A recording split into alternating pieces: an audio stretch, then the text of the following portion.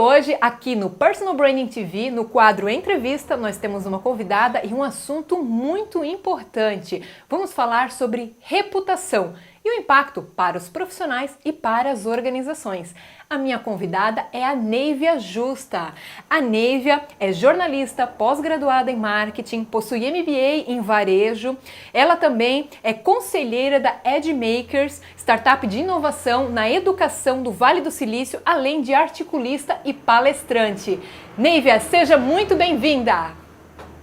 Neivia, vamos começar então. A gente se propõe aqui a falar sobre reputação. Eu queria que você introduzisse para o pessoal que nos acompanha, que talvez não tenha tanta familiaridade com o tema, qual que é a diferença entre imagem, identidade e reputação?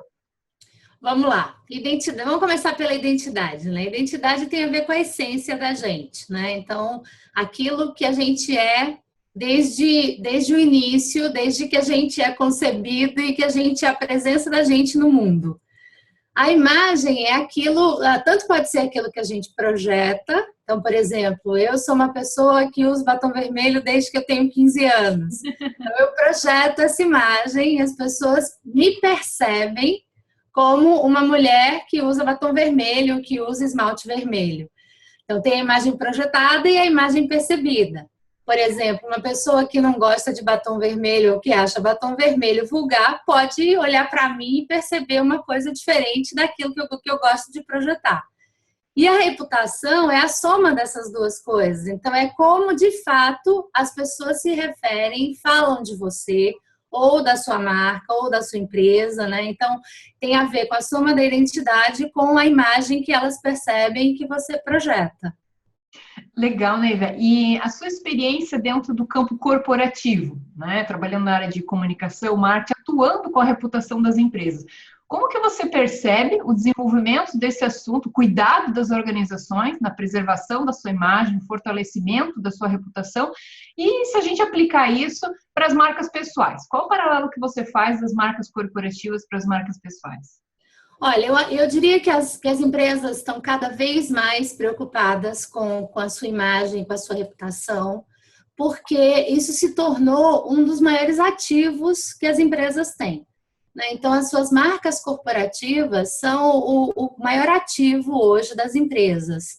E isso tem um desdobramento muito grande, porque isso vai desde a valorização das ações das empresas que têm ação em bolsa, até a atração dos melhores talentos, né? Então, hoje, uma empresa que tem uma imagem corporativa, uma marca forte, uma reputação forte, ela consegue atrair os melhores talentos para trabalhar com ela. E outra coisa, uma empresa que tem uma reputação forte, ela também consegue manter os seus talentos engajados. Então, a pessoa tem tanto orgulho de pertencer àquela empresa, pela reputação que a empresa tem, e muito provavelmente pela sinergia de valores entre os valores pessoais do funcionário e os valores da empresa, o propósito da empresa, que ela não tem vontade de sair, né? Então, isso tem se tornado cada vez mais um dos maiores ativos das empresas hoje. Então, por isso a importância de você cuidar também da reputação e das marcas corporativas. A diferença, eu diria, ou o paralelo que eu faria entre a marca corporativa e a marca pessoal, eu diria que gerenciar uma marca corporativa é muito mais complexo, né? Porque você tem elementos que não necessariamente estão sob seu controle, né? Você gerencia a questão econômica do negócio, você gerencia resultados de negócio que podem ou não afetar a sua empresa, você tem toda uma questão de código de ética das empresas, que hoje a gente vê, né, o Brasil vivendo isso na pele, grandes grupos que tinham uma reputação boa e que estão passando por uma crise de reputação. Você tem toda uma questão de ambiental, né, de como você deixa a sua pegada ambiental e por aí vai, questões políticas. Gerenciar uma marca pessoal, se você fizer um paralelo, é bem mais fácil, porque a grande maioria dos componentes estão sob seu controle, né? Então, eu diria que assim, você tem um grande ativo na mão, quando você sabe, voltando para a questão da imagem, da identidade e da reputação, quando você tem muita clareza de quem você é, muita segurança de quem você é, você projeta a imagem correta e as pessoas percebem a imagem que você está projetando. E isso, somado, te dá uma reputação forte no mercado. É verdade, Neiva. E por muitos anos, como relações públicas, a gente está muito submerso nesse universo da imagem corporativa, né? De cuidados da comunicação, dos stakeholders, e a gente vivencia muito isso. E isso que você falou, eu corroboro, né, desse pensamento, e mesmo diante desse cenário que o corporativo é muito mais complexo que o pessoal, eu me pergunto por que ainda tantos profissionais terceirizam a gestão da marca pessoal, né? E vamos usar um exemplo aqui, o profissional está lá naquela organização e ele esquece da carreira dele, ele esquece da marca pessoal dele, ele está focado no to-do, no diário dele lá, e ele não se percebe em manter empregabilidade no mercado, ele não percebe que existe um depois, pode existir um depois daquela organização. E aí é que eu me pergunto, né, a gestão da marca pessoal estando sobre o nosso domínio, a maior parte das ações, como você mesmo colocou, por que você acredita que exista ainda esse comportamento? Como que você vivenciou isso dentro dos ambientes corporativos? Você viu profissionais preocupados com a marca pessoal, profissionais que não realmente, eles estavam mais preocupados com a cultura corporativa e se engajavam tanto que eram esquecidos ou submersos dentro desse processo, dentro desse sistema? É uma questão dos recursos humanos, enfim, tem muitos profissionais que esperam para os recursos humanos fazer a gestão, ou seja, se a empresa investir em treinamento, em capacitação, ele busca, se desenvolve, se não, ele fica ali, né? Como que você percebe isso dentro da tua bagagem, da tua experiência? Eu acho que tem vários perfis, né? Eu acho que tem esse perfil daquele que se acomoda e que acha que vai morrer na empresa, apesar dele estar diminuindo muito, né, o tempo de gestão da nossa carreira, ele está ficando cada vez mais curto. Então, você está quase virando um gerente de projetos, né? Você fica 3 anos numa empresa, aí você tem um outro desafio, fica mais 3 anos. Mas tem gente ainda que eu brinco que tem uma mentalidade de funcionário público, né? Que acha que vai morrer naquela empresa e que não precisa se mexer, não precisa nem ser percebido lá dentro. Se ninguém perceber, ele tá bom, né? Tem outros que acham que é responsabilidade da empresa gerenciar a carreira dele, né? E ficam só reclamando e não tomam uma atitude. E eu acho que tem um terceiro viés que eu posso te dar um exemplo pessoal mesmo. No começo da minha carreira aqui em São Paulo, eu vim para cá em 93, e a minha carreira aconteceu, né? Lógico, ainda não tinha rede social, não tinha internet, não tinha essa urgência do mercado que tem hoje, né? Essa voracidade de tempo que a gente vive hoje, mas eu até a primeira metade da minha carreira, de 93 até 2004, então a gente está falando de 11 anos, quando eu saí do mundo corporativo por uma decisão pessoal por causa das minhas filhas, a minha carreira aconteceu, eu nunca precisei procurar emprego. Eu fui sendo indicada e eu saía de um emprego já empregada, já começava outro, então isso nunca foi uma preocupação para mim. Depois, quando eu decidi voltar para o mercado em 2007, também a minha proposta para trabalhar na Skin Cariol praticamente caiu no meu colo. Eu fiz 2 entrevistas e fui contratada. E aí eu saí da Skin Cariol em 2009 e passei 1 ano por um processo de transição de carreira, num processo de outplacement.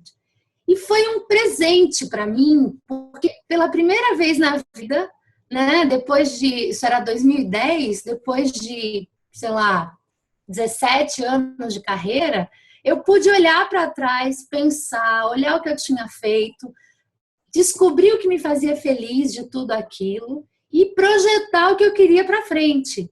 E aprender a fazer networking, que era uma coisa que eu nunca tinha feito. Não de uma maneira sistemática, não de uma maneira planejada.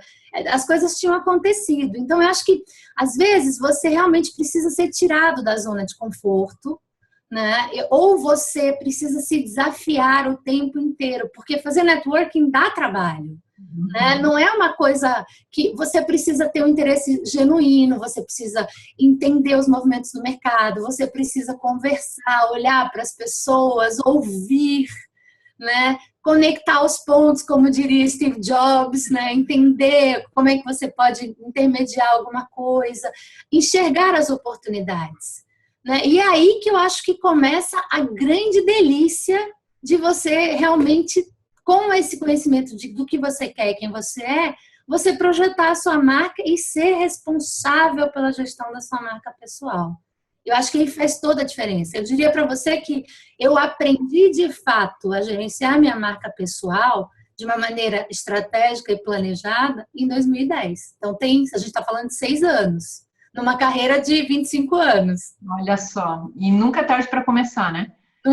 Nunca é tarde para começar. E conta um pouquinho, então, como que você, nessa transição que você fez, nesses movimentos de mercado, como que hoje você gerencia a sua marca pessoal? Quais os cuidados que você tem? Como você acompanha os indicadores que você tem para acompanhar esse movimento todo? Qual que é a tua visão, né? E a tua movimentação em curto, médio e longo prazo? Conta pra gente. Olha, quando eu estava em Outplacement, em 2010, eu me dei conta de que o período em que eu tinha ficado como empreendedora para ter as minhas filhas e para viver a primeira infância mais perto delas, o mundo tinha virado de cabeça para baixo. Então, as minhas filhas têm 12 e 10 anos, o Facebook tem 10 anos, o Google é um pouquinho mais velho, né? Então, tudo tinha acontecido. O Facebook nasceu em 2004, as minhas filhas uma nasceu em 2003, outra nasceu em 2005.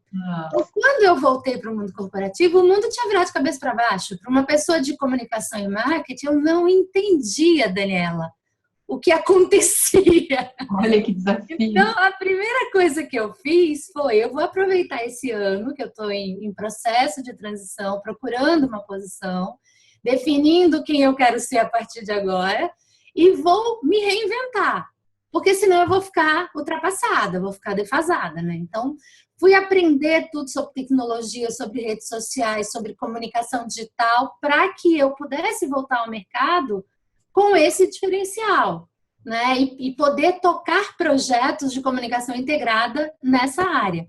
E aí, consegui, né? Quando você corre atrás, você consegue. Eu fui para a GE, e toquei um projeto durante 3 anos de comunicação integrada 360 graus, incluindo toda a estratégia de comunicação digital da GE no Brasil. Então, era a experiência que eu queria, né, para a minha carreira. E desde então, o que eu fiz? Embora eu estivesse muito bem empregada, eu não deixei de fazer networking nenhuma vez, nem um dia desde então. E como que eu faço networking? Eu tenho o maior prazer de compartilhar com todo mundo, porque eu acho que assim, é muito fácil. De novo, dá trabalho, mas é muito fácil. Então, assim, meu maior aliado hoje, o LinkedIn, né? Eu separo muito bem o LinkedIn e o Facebook. Então, por exemplo, eu tenho cerca de 2 mil contatos no Facebook e todos eles são pessoas que eu conheço. Eu não deixo entrar no meu Facebook alguém que eu não conheça pessoalmente. No LinkedIn, eu tenho mais de 8 mil contatos. E no LinkedIn, eu faço um critério, ou eu convido, ou eu recebo convites, aceito convites de pessoas que têm alguma sinergia com a minha carreira. Né? Ou que possam me ajudar, ou que eu possa ajudar. Não adianta um corretor de imóveis me pedir acesso no LinkedIn, porque eu não vou dar. Né? Porque vai querer me vender um imóvel e não é o caso. Então, só para dar um exemplo assim, bem tosco. Ótimo, mas então, eu uso, tem muito convite de corretor de imóveis, é impressionante. Então, eu uso muito esse critério. E o que eu faço sistematicamente? Eu uso 2 grandes veículos para me pautarem: o valor econômico e o exame. Então, eu consigo entender a movimentação do mercado corporativo, que é onde eu trabalho, né, identificar quem são as pessoas chaves para que eu possa manter contato com essas pessoas e tomar um café com elas e trocar ideias, trocar informação. Então, é assim que eu mantenho a minha rede ativa. E eu consigo conectar muitas coisas, muitas pessoas, e isso tem sido extremamente benéfico para mim e para a minha rede. A outra coisa que eu comecei a usar muito recentemente, até para testar, eu comecei a usar o Pulse no LinkedIn, publicando artigos, entendendo a resposta, entendendo o alcance. Comecei a escrever artigos no portal da Berge, então também tenho e compartilho nas minhas redes.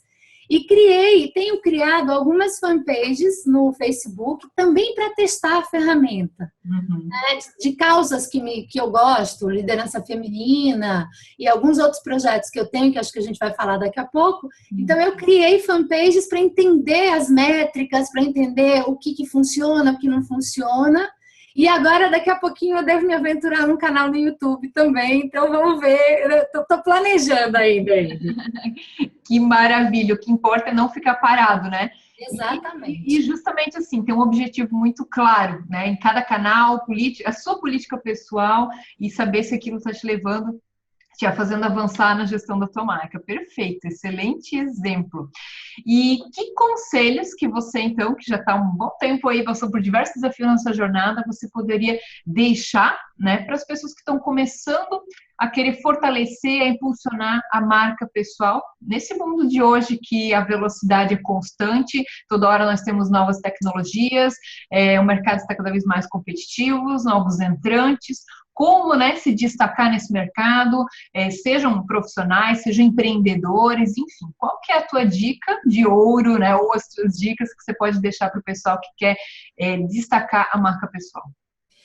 Eu sempre brinco que como eu tenho 2 filhas, eu exercito essas dicas todos os dias, né? Eu brinco que, graças a Deus, quando eu era adolescente, jovem, começo de carreira, não existia rede social.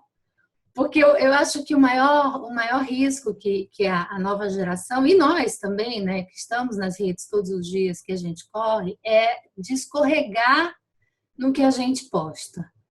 Né? Então, você tem que ser muito cauteloso com os conteúdos que você compartilha, com as informações que você compartilha, com os posicionamentos que você tem na rede.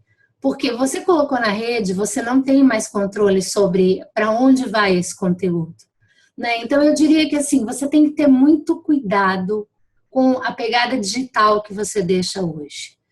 Né? Você não pode agir por impulso no ambiente digital e nas redes sociais.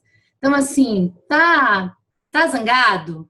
Não poste. Eu estava lendo um artigo ontem dizendo que era uma discussão que a Adobe promoveu com o George Clooney, e o George Clooney dizendo que não usava o Twitter, porque ele morria de medo de beber um pouco a mais e começar a postar coisas que ele não deveria. Então, eu achei divertidíssimo isso.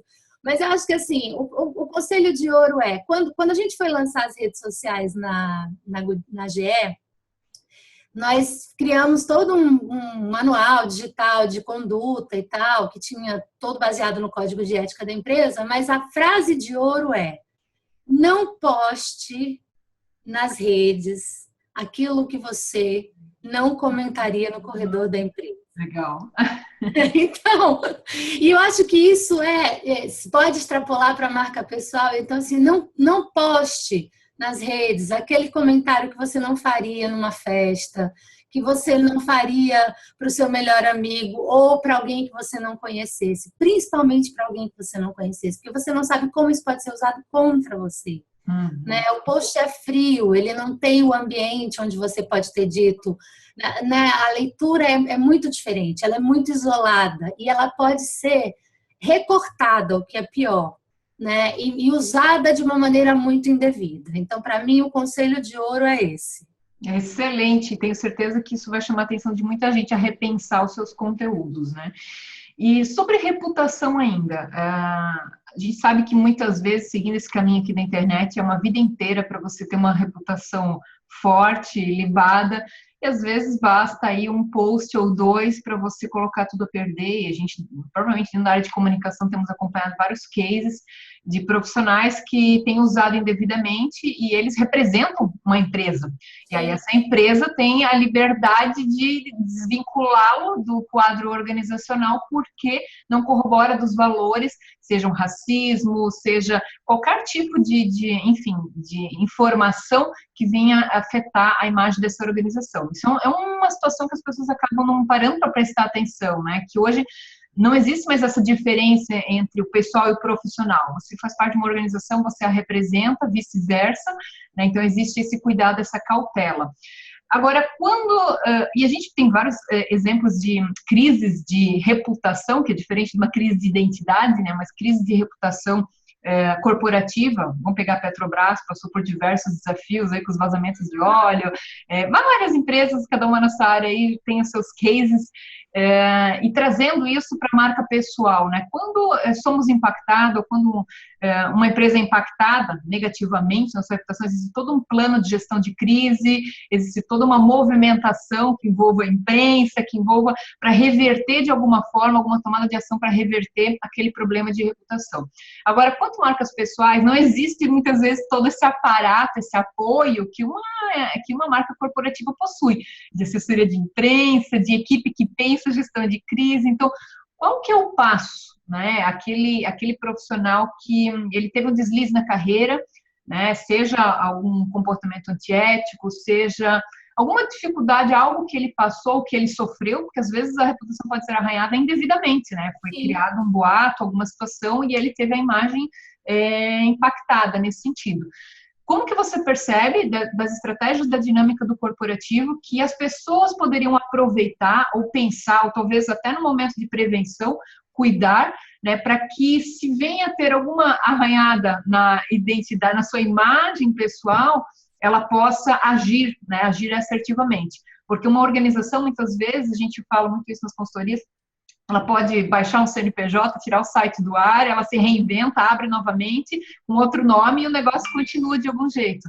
Mas nós, como indivíduos, não temos essa oportunidade. Então, eu acho que, em contrapartida do que você falou, que a gestão da marca pessoal ela é mais prática, mais fácil do que de uma organização por causa dos agentes de domínio, tem esse outro lado, que se nós tivermos algum problema na reputação, o nosso telhado talvez tenha mais vidro do que o da empresa. Como é que você vê essa situação? O que você pode comentar a respeito?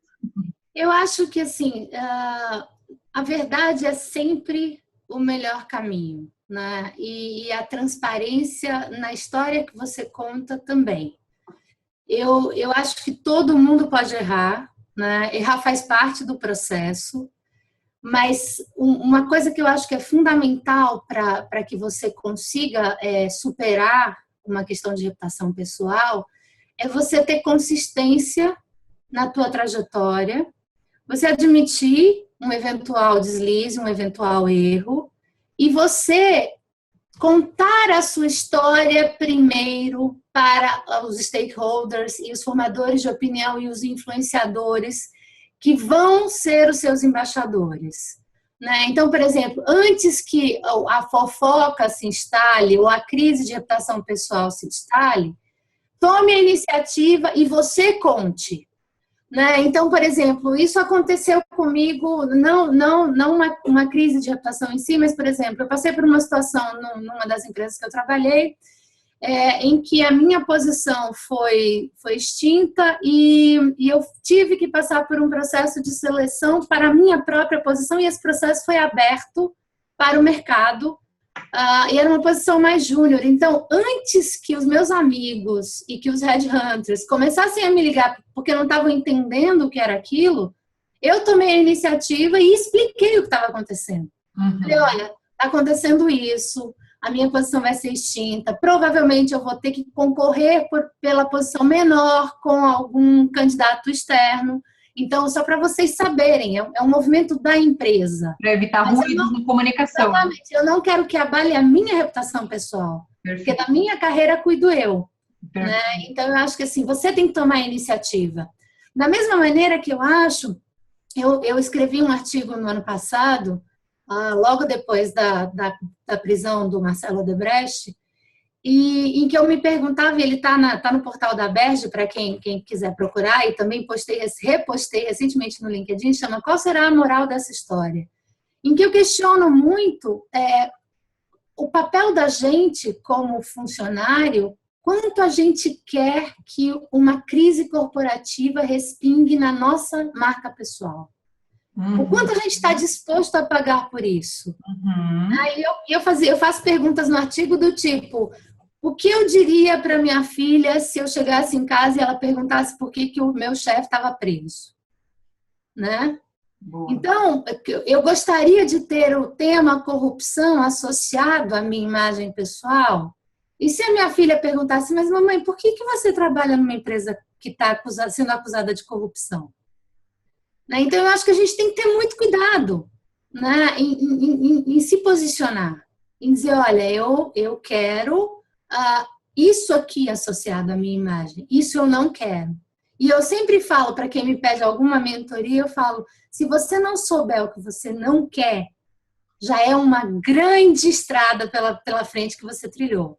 Você não precisa saber o que você quer, mas se você souber o que você não quer, você já andou metade do caminho. E isso é um ponto que você colocou muito importante, porque assim, só se vê o lado muitas vezes da organização que seleciona o profissional, mas o profissional também seleciona a organização. Claro, claro. E ele também define o tempo de vida útil dele dentro daquela organização, enquanto proposta de valor, propósito, exatamente, enquanto carreira. Então, eu percebo um movimento, eu queria até ouvir o que você acha a respeito, assim, marcas corporativas estão buscando cada vez mais marcas pessoais fortes. Né? E marcas pessoais fortes estão buscando por marcas corporativas fortes. Então, esse movimento, né, de você casar propósito, de você casar valor, né, também, eu percebo que está se buscando nesse novo movimento de mercado. E aí, me permite esse comentário, e eu quero te ouvir, porque você falou sobre network. Hoje, existe um novo índice que eu acredito que as pessoas são avaliadas também, que é o índice de influência. Ou seja, você não é apenas elegível para um cargo a partir de suas competências técnicas ou até mesmo comportamentais, que a gente sabe que pesa muito, mas pela sua influência na sua rede, quem você conhece, quais são os seus canais, especialmente se esse profissional for um profissional da área de comunicação que precisa estar se articulando ou da área comercial que precisa circular no mercado, enfim, então eu percebo esse movimento. Como que você vê essa questão das marcas corporativas e pessoais, né, se buscando em questão de somar as fortalezas e desse índice de influência social? Eu acho que, como você disse, é cada vez mais forte isso. Eu vejo muitas empresas buscando profissionais que vão agregar valor para as suas marcas e para o seu negócio, exatamente pelo índice de influência que ele tem. Né? Então, ele já vem... Isso acontecia antigamente numa escala muito menor. Né? Porque os mercados eram mais fechados, tudo era mais hermético, mas hoje o ativo, a gente falou um pouco de ativo antes, o ativo do profissional, da marca pessoal, às vezes é maior do que o da empresa, e a empresa se beneficia disso, e ela vai atrás daquele profissional, e não precisa ser só da área de comunicação e marketing, muitas vezes da área comercial, daqueles que são agregadores, daqueles que trazem e que são evangelizadores mesmo, né, que se envolvem com a causa e que conseguem trazer ao redor de si todo um movimento de clientes, de admiradores, de influenciadores que vão olhar para aquela marca de uma maneira diferenciada em função daquela pessoa que veio trabalhar na empresa. Né? E quando essa sinergia acontece, eu vejo também o orgulho com que esse profissional fala da empresa onde ele trabalha. Né? E ele acaba atraindo mais talentos também para a empresa. Né? Então, é o casamento perfeito isso. Quando você tem um alinhamento de fato de propósito. Né? Porque você é um ganha-ganha, os dois lados veem valor e as coisas fluem de uma maneira muito natural. Muito natural. Eu acho que, assim, cada vez mais isso vai ser uma constante no mundo dos negócios. E quando não houver esse alinhamento, as pessoas vão embora. Ou serão expulsas pelo próprio ambiente da organização. Serão expulsas do paraíso, né? E eu tenho aqui uma pergunta para te fazer a respeito ainda dessa questão da reputação, porque você falou sobre essas duas fases que você presenciou, antes da internet e o depois, que é um novo desabrochar de oportunidades e estratégias e ferramentas, a forma de se relacionar, tudo mudou, né? Como que você vê, e a gente percebe assim, grandes executivos, né, com marcas pessoais consolidadas, com uma reputação muito valorosa, com grandes negócios, empreendimentos de sucesso, sem terem utilizado a internet para criar autoridade, sem terem usado a internet para se conectar aos seus parceiros, fornecedores, para atrair colaboradores, enfim, existia um mundo antes da internet, né? E hoje parece que se você não estiver na internet usando dos canais, das ferramentas, e cada vez mais parece que esse mundo não existe. Perdeu-se o saber fazer relações no universo offline, na vida real, perdeu-se um pouco de como eu posiciono a minha marca pessoal sem usar de vídeos e textos de entrevistas, enfim, eu queria te ouvir, é bacana a gente provocar isso em nós mesmo, né, esse pensamento de, será que agora a comunicação é somente via WhatsApp e Skype, enfim, ou será que qual que é a base das relações e como é possível hoje ainda construir, sem a ajuda da internet, um negócio de sucesso, uma marca forte, relações duradouras? Eu queria ver o outro lado da moeda. Eu acho que houve, sim, um descarrilhamento num determinado momento da gente achar que o mundo era só digital, né? E as marcas, as grandes marcas também tiveram esse momento de, por exemplo, ignorar a mídia, a publicidade offline, desviar todas as suas verbas para o digital. Eu particularmente acho que o segredo está sempre no equilíbrio. Obviamente, eu estou em São Paulo, né, a maior cidade do Brasil, onde as coisas acontecem, e eu sou do Ceará, você está aí em Santa Catarina, e a gente sabe que tem muita empresa em vários lugares do Brasil que acontecem no offline e são muito bem sucedidas, né? E não tem nada de errado com isso.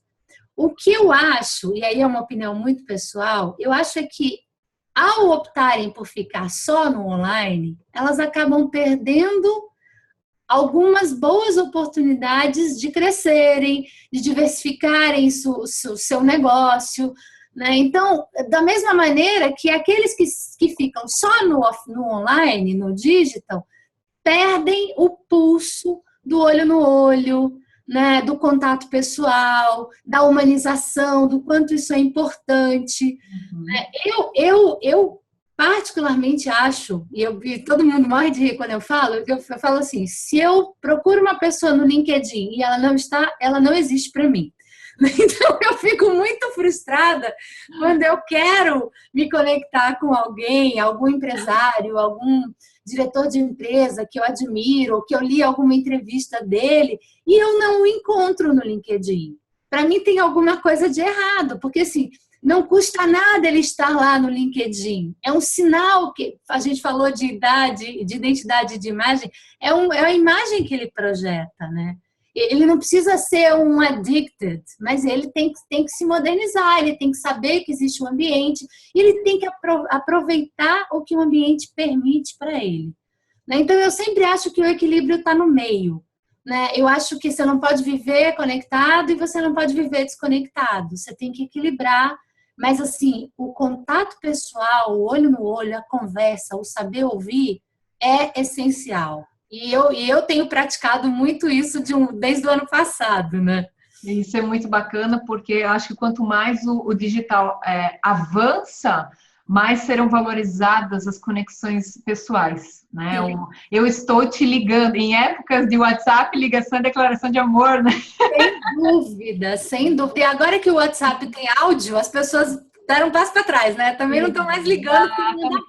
E essa questão cultural é muito importante também, quando você vai se projetar em mercados internacionais, ou mesmo aqui dentro do Brasil, existem, enfim, o Brasil são várias culturas num único país, e você entender essas questões culturais, elas são importantes para que você tenha uma eficácia na comunicação, uma eficácia nos negócios, e também no fortalecimento da sua marca pessoal. Por exemplo, aqui em Santa Catarina, especialmente a região onde eu estou, o Vale do Itajaí, preserva-se muito para negócios o olho no olho, aperto de mão, existe essa questão ainda muito valorizada. São Paulo, acredito que já tem uma performance um pouco diferente, que hoje é mais velocidade, então é possível também pular algumas etapas, talvez, né? Não digo generalizando, a gente não generaliza nada, né? Acho que tudo tem que ponderar, mas a gente percebe isso, e você entrar no mercado e alinhar a tua marca pessoal, os teus valores, o teu propósito, entendendo a dinâmica desse mercado, ela é muito importante para que você também não se frustre e consiga os melhores resultados possíveis. Eu só queria fazer esse adendo.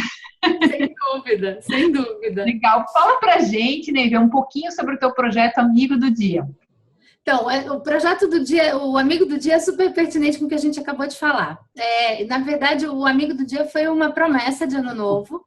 No final de 2014, as minhas filhas estavam no meu pé, dizendo que eu só passava o tempo no celular, olhando mensagem nas redes sociais.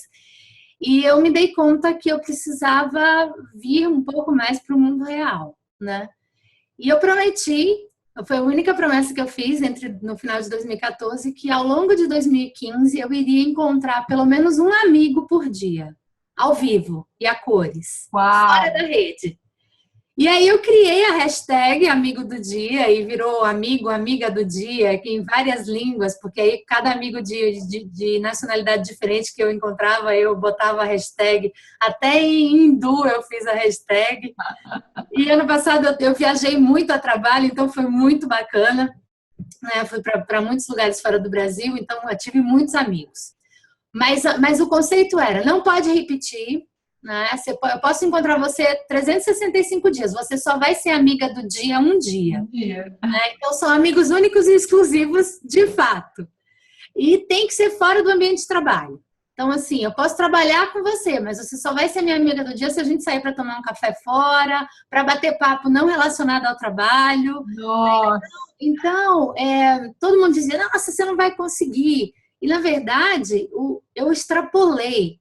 Né? E virou de uma grande brincadeira, virou um grande movimento em rede mesmo. Olha Porque só. os meus amigos começaram a querer fazer parte do Amigo do Dia. Então eu tinha amigos que diziam, eu vou estar em São Paulo tal dia. Posso passar para ser seu amigo do dia? Nossa! Tem uma amiga que mora em Londres e ela quer porque quer ser amiga do dia. Eu falei, olha, não dá, Zélia, tem que ser ao vivo, não adianta, não dá para ser por Skype, não dá para ser com foto, tem que ser ao vivo. Nossa. Então, isso me fez perceber o poder do encontro, né, que a gente acabou de falar. E teve algum dia que você, tipo, deu uma saia justa, 8 horas da noite, ainda não achei minha amiga do dia? Não. E aí tem uma coisa que eu prezei no Amigo do Dia foi, eu só faço o Amigo do Dia no horário comercial. Então é entre 8 da manhã e 7 da noite, porque para mim é sagrado almoçar ou jantar com meu marido e as minhas filhas. Uhum. Eventualmente, numa excepcionalidade, algum amigo que mora fora convida para jantar, eu vou. Mas é sempre ou um café ou um almoço. E você aplicava para pessoas novas que você estava conhecendo também? Para pessoas novas também. Né? Para mim, o importante era o encontro e as histórias que aquela pessoa tinha para me contar. Então, eu ouvia muito, ouço muito, né? Que eu continuo fazendo. E de que maneira eu posso ajudar aquela pessoa? Né? Porque quem conta uma história sempre tem alguma coisa que você pode ajudar a fazer uma conexão. E o Amigo do Dia inspirou muita gente. Eu tenho vários amigos que criaram o Amigo da Semana, ou que quando encontram alguém muito querido, põe a hashtag Amigo do Dia. E ele inspirou as minhas filhas, que agora querem ter os amiguinhos do dia.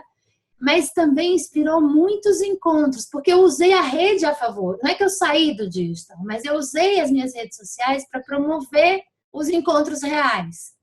Então, tenho vários amigos em comum que não sabiam que eu era o elo de ligação entre eles, que não se viam há muitos anos e que se reencontraram porque viram o post na minha rede. Nossa, muito legal. Então, isso virou um grande movimento. No ano passado, eu tive quase 500 amigos do dia.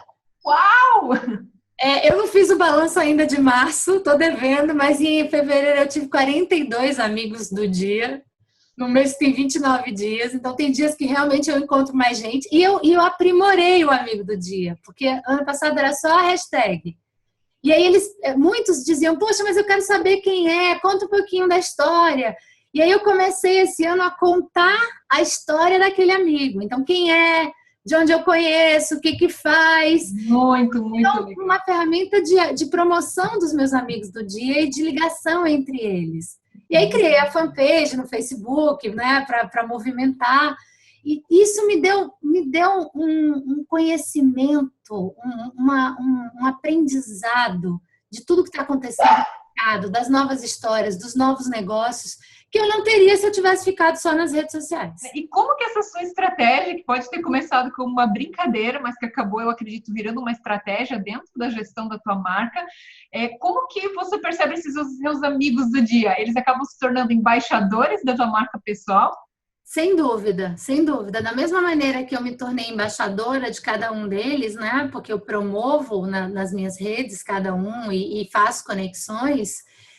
Ao mesmo tempo, eles sabem o que eu estou fazendo, o que eu sonho, o que eu quero, o que eu estou buscando. Eu conto as histórias dos meus projetos, dos meus planos, e eles lembram automaticamente de pessoas que eles podem me colocar em contato.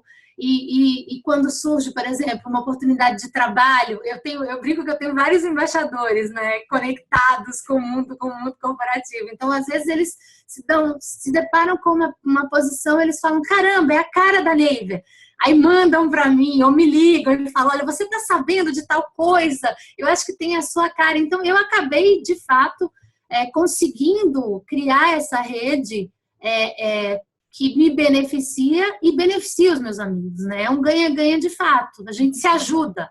No mundo colaborativo, como a gente está hoje, não poderia ter nada mais adequado, fruto de uma coisa que era para ser só uma brincadeira, né? Agora querem que eu escreva um livro sobre os amigos do dia, então eu acho que assim, os desdobramentos são inúmeros, eu preciso gerenciar as demandas, né?